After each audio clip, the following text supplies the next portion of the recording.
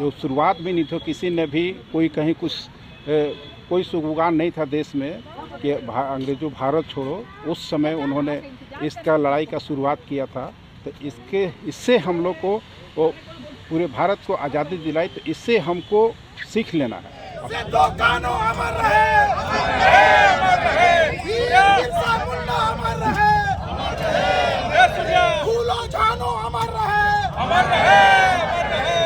और अंग्रेजों के खिलाफ तो 1857 के पहले ही इन लोगों ने फूल क्रांति दिवस प्रारंभ कर दिया था।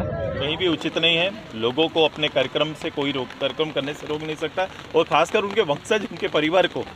आपने आपको पता होगा कि मैं उस परिवार से मिला, मैं परिवार के लोगों के साथ जुड़ा हुआ हूँ। सिद्धू कानू फूलो जानो ने बिगुल फूंक दिया था अंग्रेजों के खिलाफ, और इस देश को स्वतंत्र करने में अपनी प्राणों की आहुति दी। आज के दौर में और प्रासंगिक है ये कि हम याद करें कि इन्होंने इस धरती को आज़ाद करने के लिए किस तरह से अपने पूरे परिवार वो बलिदान हो गए। मैं यही कहूँगा कि लाखों लोगों ने देश पर कुर्बानी दी है, तब जाकर ये भारत देश आज़ाद हुआ है। वैसे महापुरुषों को हम लोग सत नमन करते हैं। रूप से हम सभी लोग मानते हैं, और ये इसलिए नहीं मानते क्योंकि इसमें जो शहादत की संख्या, मैं कहता हूँ कि 10,000 से ज़्यादा की संख्या थी। मैं जालियांवाला बाग की घटना को भी कभी कभी इनके साथ कंपेयर करता हूँ, तो मैं कभी कभी शहादत का जो आंकड़ा है वो बढ़ा पाते हैं हम। तो इसके इतना बड़ा शहादत किसके लिए, किस कारण से? अपने भू साम्राज्य और कर के विरोध में अंग्रेजों के खिलाफ में लड़ा जाने वाला ये विद्रोह मूलतः आज इस विद्रोह के यथार्थ को सरकार को समझना पड़ेगा। फूल क्रांति के आधार को समझना पड़ेगा कि आज इतनी शहादत के बाद क्या हम इस जल जंगल ज़मीन और उनकी अस्मिता पर हम क्या काम कर पा रहे हैं, उनकी अस्मिता को सुरक्षित रख पा रहे हैं। ये बड़ा सवाल आज के दिन में इस लाठी डंडे वाली सरकार के लिए है। और इनको सरकार को वहाँ लोगों को पहुँचने से रोकने से अच्छा है कि सबसे पहले इन विषयों पर काम करे जहाँ से इन्हें इन्हीं विषयों पर जनादेश मिलता है। सुदूर भोगनाडीह में उन्होंने क्रांति की बिगुल बजाने का काम किया था, और अंग्रेजों के खिलाफ तो 1857 के पहले ही इन लोगों ने फूल क्रांति दिवस प्रारंभ कर दिया था। मैं यही कहूँगा कि लाखों लोगों ने देश पर कुर्बानी दी है, तब जाकर ये भारत देश आज़ाद हुआ है। वैसे महापुरुषों को हम लोग सत नमन करते हैं, और प्रत्येक वर्ष भारतीय जनता पार्टी रांची महानगर के कार्यकर्ता सिद्धू कानू पार्क स्थित हमारे सिद्धू कानू को पुष्पांजलि अर्पित करने आते हैं। मैं ये कहूँगा कि वैसे लोग आज भी हमारे बीच प्रेरणा के स्रोत है, और हम सब उन्हें नमन करते हैं। जी को श्रद्धा सुमन अर्पित करते हुए उनके बलिदान को याद करते हैं कि आप सोचिए कि 1857 के पहले 1855 में ही संथाल परगना से सिद्धू कानू फूलो जानो ने बिगुल फूंक दिया था अंग्रेजों के खिलाफ, और इस देश को स्वतंत्र करने में अपनी प्राणों की आहुति दी। और उनके बलिदान को याद करके आज इस देश को सुरक्षित रखने का और एकजुट रखने का हम लोगों को प्रेरणा लेना चाहिए, और झारखंड को भी प्रेरणा लेना चाहिए कि झारखंड अपनी परंपरा, अपनी संस्कृति और जिस तरह से उन्होंने लड़ाई लड़ी थी देश के लिए, जो 1855 में जो शुरुआत भी नहीं थी, किसी ने भी कोई कहीं कुछ कोई स्लोगान नहीं था देश में कि अंग्रेजों भारत छोड़ो। उस समय उन्होंने इसका लड़ाई का शुरुआत किया था। तो इससे हम लोग को वो पूरे भारत को आज़ादी दिलाई। तो इससे हमको सीख लेना है, और सीख लेके वही हमारे जो अभी देश है, जिस तरह से देश को हमारे बना के हमारे जो बुजुर्गों ने दिया है, उस देश को संभालने का हमारा कर्तव्य है। हम सब युवा साथी से हम यही कहना चाहते हैं। आज के दौर में और प्रासंगिक है ये कि हम याद करें कि इन्होंने इस धरती को आज़ाद करने के लिए किस तरह से अपने पूरे परिवार वो बलिदान हो गए, लेकिन अपने स्वतंत्रता से उन्होंने समझौता नहीं किया।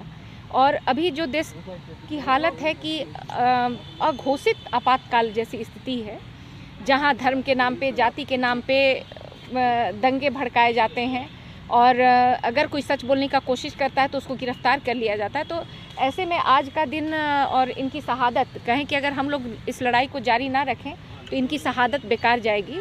तो आज मैं आप लोगों के माध्यम से झारखंड के कम से कम युवाओं को कहूँगी कि आप लोग इनके शहादत को बेकार ना जाने दें और ऐसे सरकार को बिल्कुल केंद्र से भी और जिन राज्यों में है उन राज्यों से भी बाहर करें।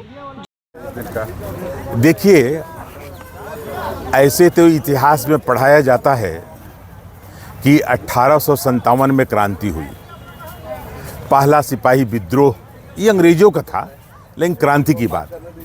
लेकिन हमारे झारखंड में 1700 के आसपास से क्रांतियां प्रारंभ हुई थी।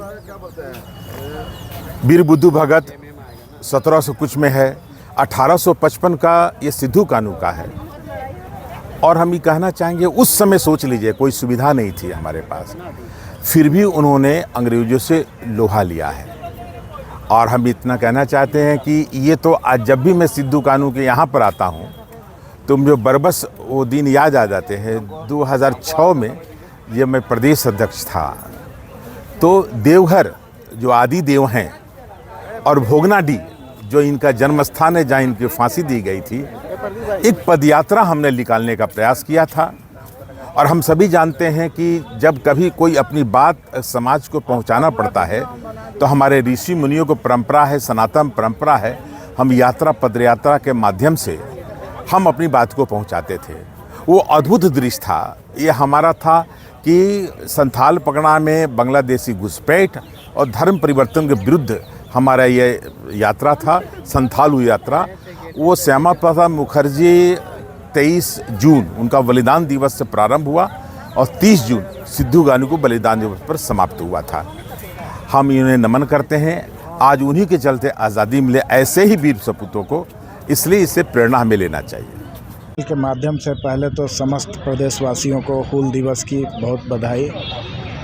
देखिए, एक तो बलिदान दिवस है जिसमें कि 1857 के पहले आपको चांद भैरव को फांसी पे लटका दिया गया था और उसके बाद सिद्धू कानू के पूरे परिवार को फांसी पे लटका दिया गया था। यह आज़ादी की पहली लड़ाई थी। यहाँ से क्रांति की बिगुल सिद्धू कानू के द्वारा फूंका गया था, जिससे कि इन लोगों ने अपने बलिदान, इसलिए आज ये बलिदान दिवस के रूप में भी मनता है, क्योंकि आज इन लोगों के कारण ही अंग्रेज़ों के खिलाफ यहाँ क्रांति हुआ और सैकड़ों हजारों की संख्या में झारखंडियों ने इस क्रांति में, इस स्वतंत्रता संग्राम में हिस्सा लिया था।